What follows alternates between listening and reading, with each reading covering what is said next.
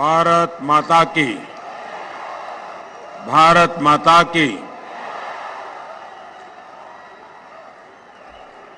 राजस्थान प्रदेश Bharatiya Janata party के अध्यक्ष श्री मदन लाल सैनी जी, प्रतिपक्ष के नेता श्री गुलाब चंद कटारिया जी, पूर्व मुख्यमंत्री बहन वसुंधरा जी, मंच पर विराजमान सभी वरिष्ठ महानुभाव और विशाल संख्या में हमें आशीर्वाद देने के लिए पधारे हुए मेरे प्यारे भाइयों और बहनों,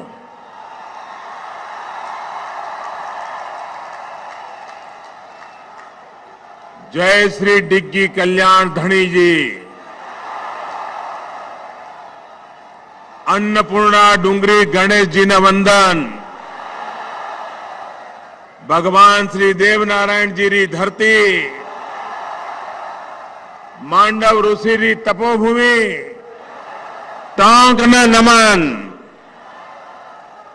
सर्वधर्म समभाव री नगरी, विश्व कल्याण री भावना निभाव तो शहर, महिला शिक्षा री अलग जगाव तो टांग, अठेरा सपूता अठेरी जनता न गणो घणो नमन, आप सवारो अभिनंदन।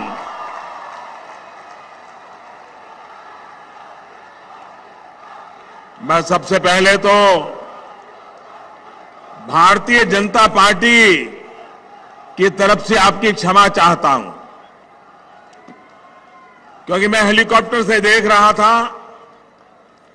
ये मंडप के अंदर जितने लोग हैं उससे 2 गुना ज्यादा लोग बाहर धूप में तप रहे हैं। जो बाहर धूप में तप रहे हैं, हमारा ये पंडाल छोटा पड़ गया, जो धूप में तप रहे हैं उनको जो असुविधा हुई है उसके लिए मैं भारतीय जनता पार्टी की तरफ से उनकी क्षमा मांगता हूं। भाई और बहनों,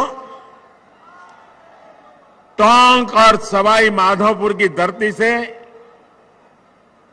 मैं पुलवामा में बलिदान होने वाले वीर शहीदों को नमन करता हूं और इसमें राजस्थान तो कभी पीछे नहीं होता है। इस शहादत में भी राजस्थान के वीरों ने अपनी बहादुरी दिखाई है, मैं उनको भी नमन करता हूं। मैं इन वीर सपूतों को जन्म देने वाली माताओं और उनके परिवार को कृतज्ञ राष्ट्र की तरफ से फिर से अपनी संवेदना व्यक्त करता हूं। आप सभी ने राष्ट्र रक्षा के लिए बहुत बड़ा त्याग किया है। आप जैसे लाखों परिवारों के साहस और बुलंद हौसले के कारण ही भारत आज सीना तानकर विश्व पटल पर खड़ा है।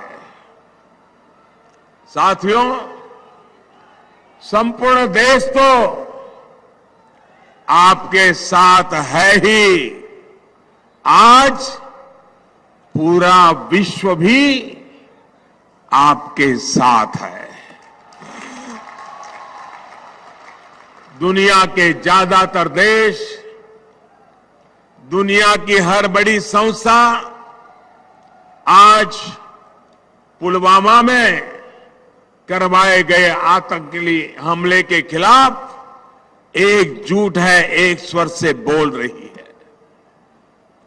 मुझे अपने वीर जवानों पर गर्व है जिन्होंने 100 घंटे के भीतर ही अपने साथियों पर हुए हमले के एक बड़े गुनहगार को वहां पहुंचा दिया जहां उसकी जगह थी। सीमा पार डटे सैनिकों पर, मोदी सरकार पर और मां भवानी के आशीर्वाद पर भरोसा रखिए। इस बार सबका हिसाब होगा, हिसाब पूरा होगा।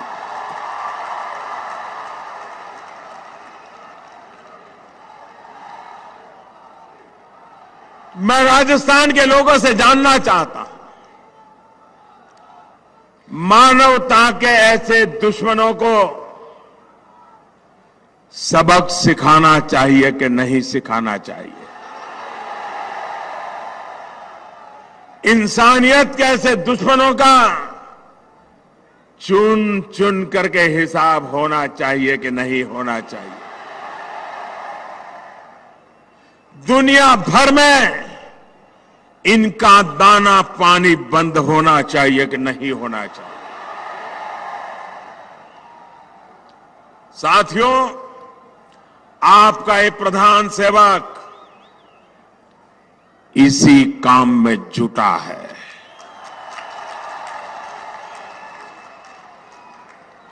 दुनिया में तब तक शांति संभव नहीं है जब तक आतंक की ये फैक्ट्री ऐसे ही चलती रहेगी। आतंक की इस फैक्ट्री पर ताला लगाने का काम भी अगर मेरे ही हिस्से लिखा है तो ऐसा ही सही।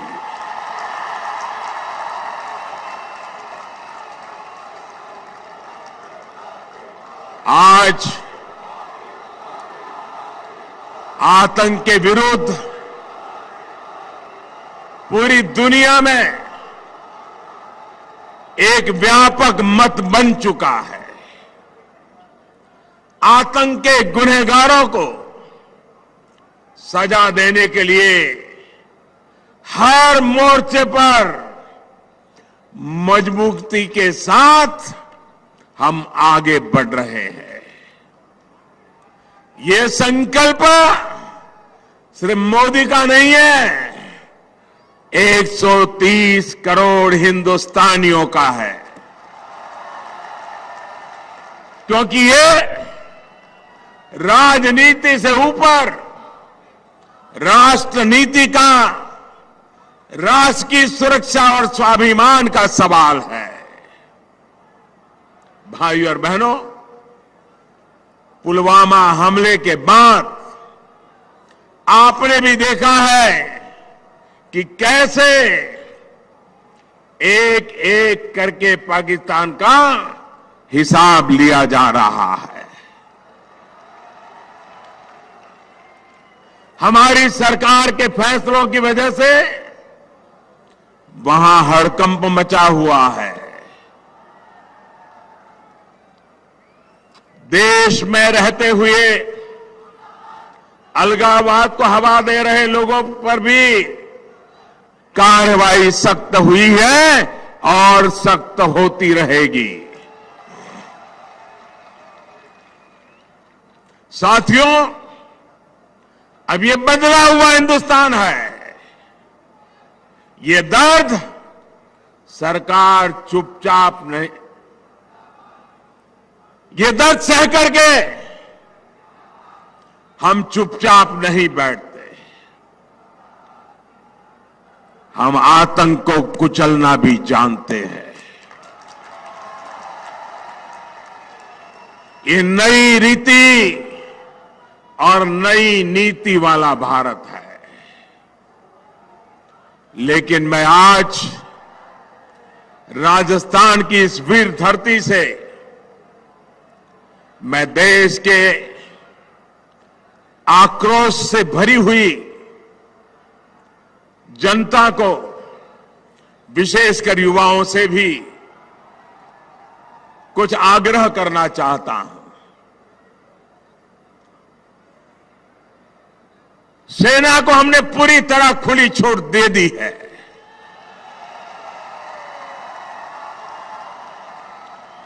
और मैं देख रहा हूं कि इन दिनों सोशल मीडिया पर जैसे वीर रस की बाढ़ आई है, वीर रस की बाढ़ आई है। लेकिन भाइयों बहनों, हमारी लड़ाई आतंकवाद के खिलाफ है, मानवता के दुश्मनों के खिलाफ है। हमारी लड़ाई कश्मीर के लिए है, कश्मीर के खिलाफ नहीं है, कश्मीरियों के खिलाफ नहीं है। पिछले दिनों कहां क्या हुआ, घटना छोटी थी कि बड़ी थी, कश्मीरी बच्चों के साथ हिंदुस्तान के किसी कोने में क्या हुआ क्या नहीं हुआ, मुद्दा ये नहीं है। इस देश में ऐसा होना नहीं चाहिए। कश्मीर का बच्चा बच्चा वो भी इन आतंकवादियों से परेशान है, वो भी आतंकवाद को खत्म करने के लिए हमारे साथ आने के लिए तैयार है। हमें उसको साथ रखना है। आपने देखा होगा अमरनाथ की यात्रा, देश से लाखों श्रद्धालु जाते हैं। अगर उनकी कोई देखभाल करता है तो ये मेरा कश्मीर का बच्चा करता है, कश्मीर के लोग करते हैं। एक साल पूर्व अमरनाथ यात्रियों पर गोली चली थी और आपने टीवी पे देखा होगा। उन यात्रियों को जब गोलियां लगी, वे घायल हुए, तो उनको खून देने के लिए कश्मीर के मुसलमान कतार लगा करके खड़े हो गए थे, हिंदुस्तानियों की जान बचाने के लिए खड़े हुए थे। आज भी कश्मीर में जैसे हिंदुस्तान के जवान मरते हैं, शहीद होते हैं, वैसे कश्मीर के लाल भी ये आतंकवादियों की गोलियों से शहीद होते हैं।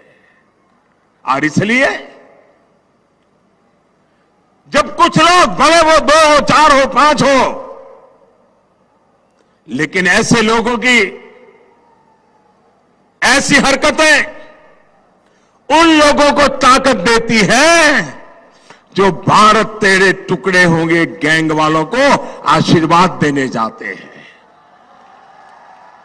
भारत तेरे टुकड़े होंगे इंशाअल्लाह इंशाअल्लाह, ये नारा देने वाले लोगों को, आशीर्वाद देने वालों को ताकत देने का पाप मेरे देश का कोई नागरिक नहीं करेगा।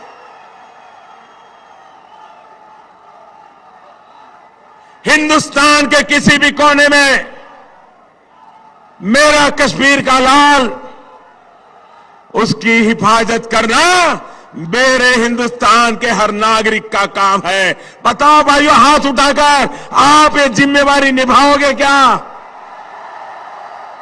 मैं देश से अनुरोध करता हूं, हमारी लड़ाई आतंकवाद के खिलाफ है, मानवता के दुश्मन जो है उनके खिलाफ है। और मैं कश्मीर के मेरे भाइयों बहनों को भी विश्वास दिलाता हूं, 40 साल से आप भी आतंकवाद के भुक्तभोगी हो। 3 जिलों में कुछ मुट्ठी भर लोगों की पनाह से ये खेल चलता रहा है। चाहे जम्मू हो, लद्दाख हो, कश्मीर के और इलाके हो, वे आज भी शांति चाहते हैं। आप जानकर के हैरान हो जाओगे, कभी बहुत सी बातें मीडिया में सुनने को नहीं मिलती है। 2 साल पहले कश्मीर के पुराने पंच सरपंच, क्योंकि कई वर्षों से वहां चुनाव नहीं हुआ था, 100 से ज्यादा पंच सरपंच प्रधानमंत्री निवास स्थान पर मुझे मिलने आए थे। सारे कश्मीर घाटी के से। तो मैंने उनसे कहा, आप आए हैं मुझे खुशी है, उनकी मांग थी कि चुनाव करवाओ।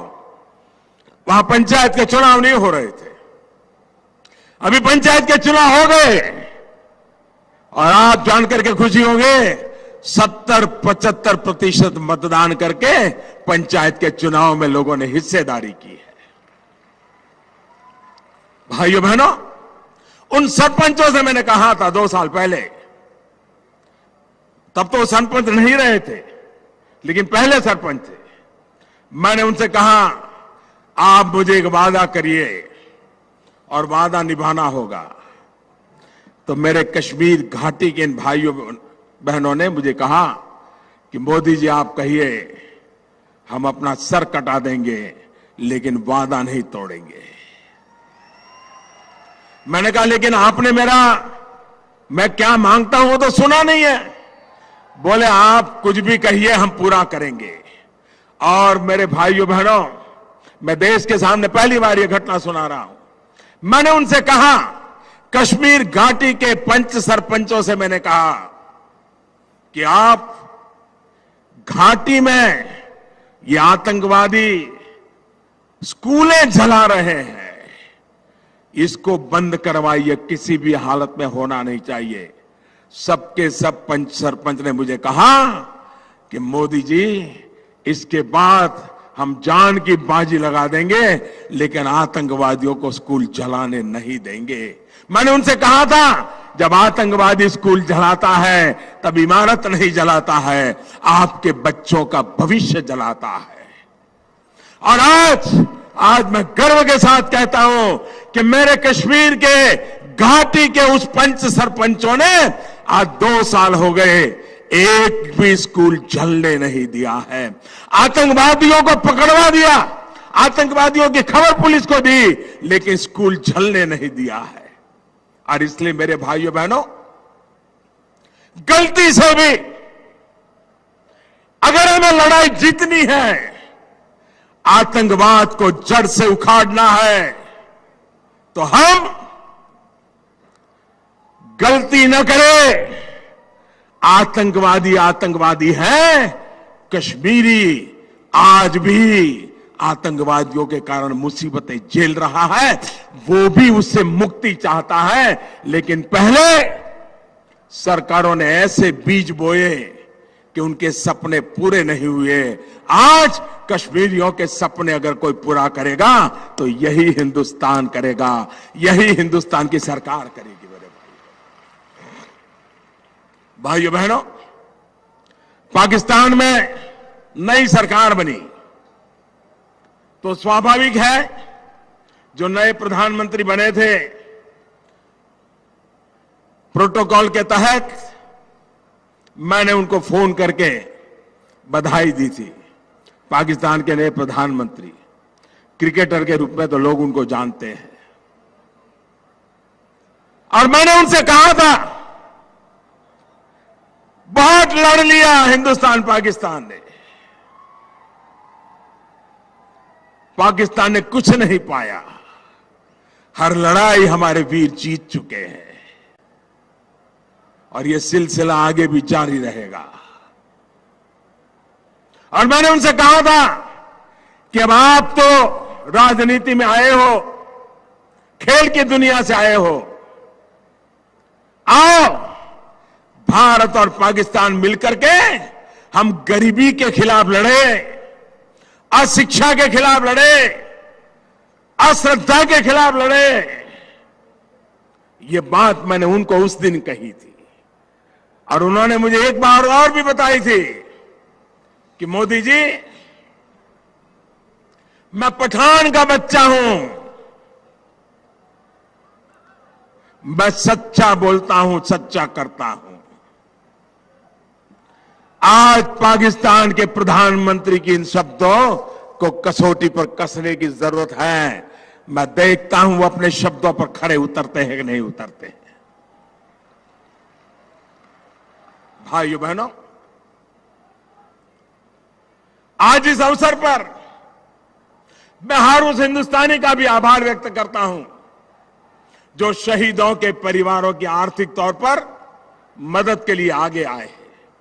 मुझे बताया गया है कि यहां टोंक के मेहंदवास गांव के लोगों ने भी काफी राशि इकट्ठी करके शासन को सौंपी है ताकि शहीदों के परिवारों की सहायता की जा सके। उन गांव वासियों को मेरा नमन। भाइयों और बहनों, आज प्रत्येक हिंदुस्तानी देश की सेना के साथ है, देश की भावनाओं के साथ है, लेकिन मुझे मुट्ठी भर उन लोगों पर अफसोस होता है जो भारत में रहते हुए पाकिस्तान की भाषा बोल रहे हैं।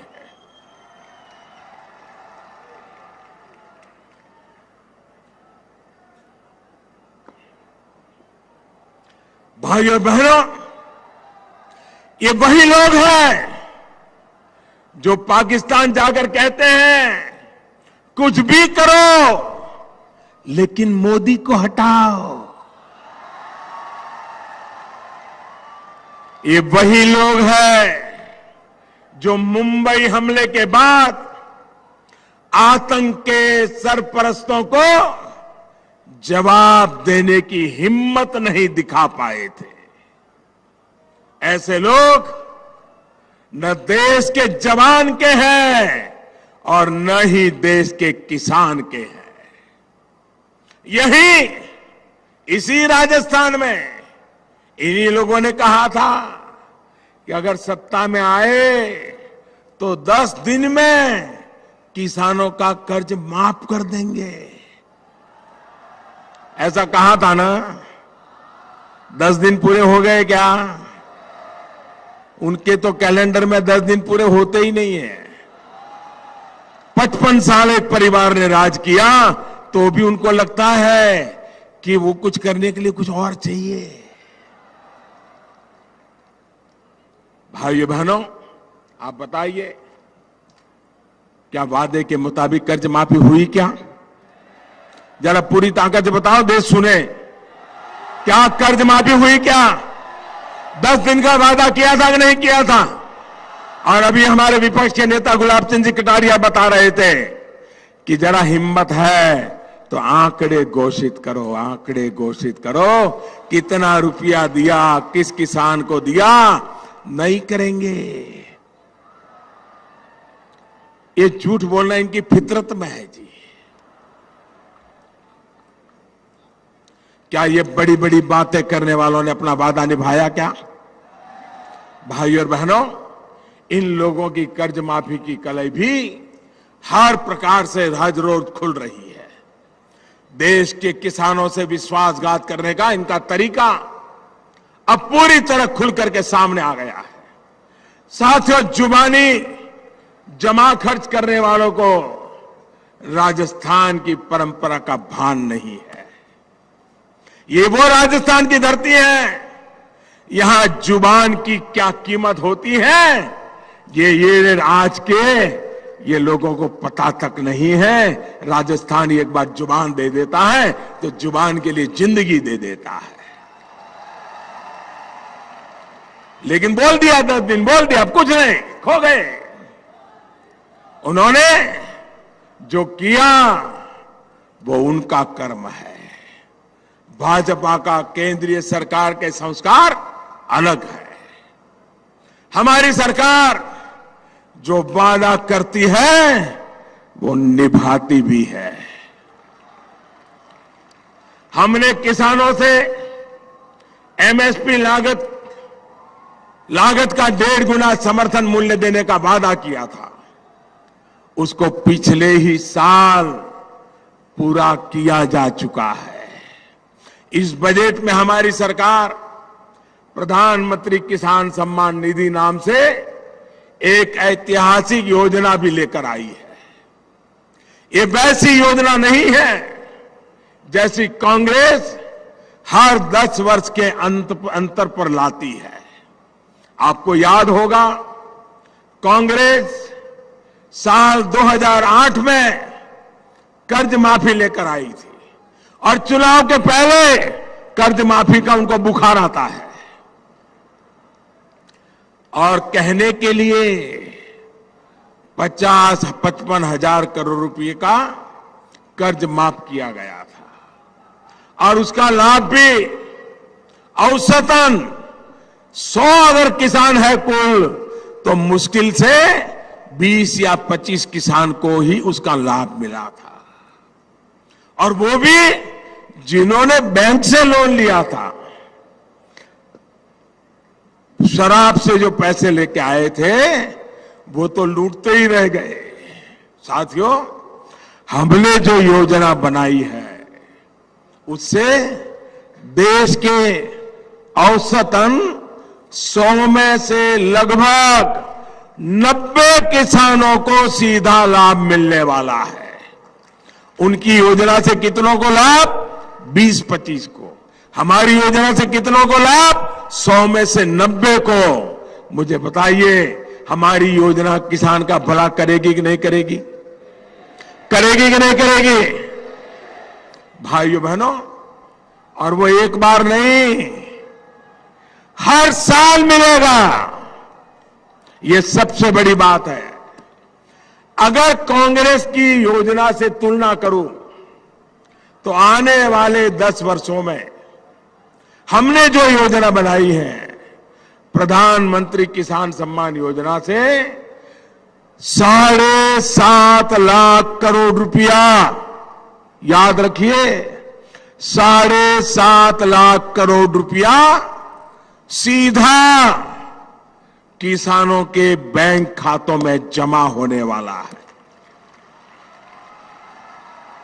और ये तो अभी शुरुआत है। सोचिए, कहां 50-55 हजार करोड़ और कहां 7.5 लाख करोड़ रुपया। ये होती है साफ नियत और ये होती है सही नीति। साथियों, राजस्थान के लगभग 50 लाख ऐसे किसान परिवारों को जिनके पास 5 एकड़ या उससे कम जमीन है, उनको इस योजना का लाभ मिलने वाला है। इससे बीज, खाद और कीटनाशक जैसी छोटी छोटी जरूरतों के लिए किसान को किसी दूसरे से भारी ब्याज पर कर्ज लेने की मजबूरी से मुक्ति मिल जाएगी। भाइयों और बहनों, खेती के साथ साथ पशुधन को बेहतर बनाने के लिए गौ माता और गौ वंश की सुरक्षा और संवर्धन के लिए भी अहम फैसला लिया गया है। अब एक कामधेनु आयोग बनाया जा रहा है जो गाय की रक्षा और सुरक्षा से जुड़े तमाम कायदे कानूनों को सही तरीके लागू करने में सहायक सिद्ध होने वाला है। इसके लिए 500 करोड़ रुपए की व्यवस्था बजट में की गई है और ये बजट तो 3 महीने के लिए था। भाइयों और बहनों, ऐसे बड़े काम तभी संभव हो सकते हैं जब सेवा भाव से आप काम करते हैं, जब साफ मन से आप काम करते हैं। बीते 4.5 वर्ष से आप सभी के आशीर्वाद से ऐसे अनेक काम थे जिनके बारे में सिर्फ चर्चाएं ही हुआ करती थी। अब जब ये बातें जमीन पर उतर गई है, तब एक विश्वास जगा है कि मोदी है तो मुमकिन है।